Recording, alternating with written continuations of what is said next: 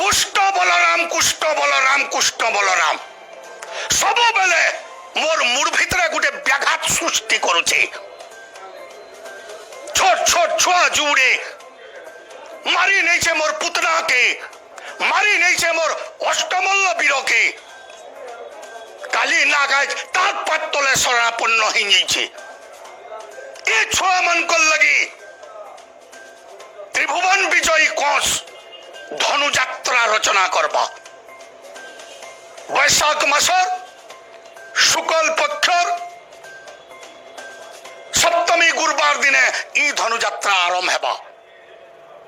পঠামি অঙ্কুরকে গোপুরকে চিঠি দেই করি লেখি অছি কংস ওই মহারস আরে গোপপতি নন্দ আজ্ঞা পরমানে তৎকালে ছাড়িবু নইলে ছেদিবি স্কন্দ।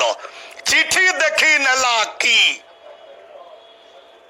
নন্দ গৌড় কুষ্ট বলরামকে অঙ্কুরর হাতে নিচে ছাড়বা।